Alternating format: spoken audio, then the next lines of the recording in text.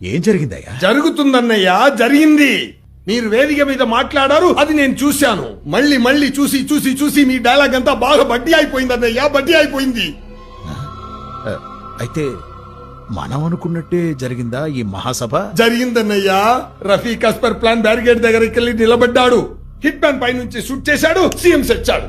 అప్పుడు వచ్చాడన్నయ్యా వాడు. వచ్చాడు, కాల్చాడు, చచ్చాడు, రిపీట్.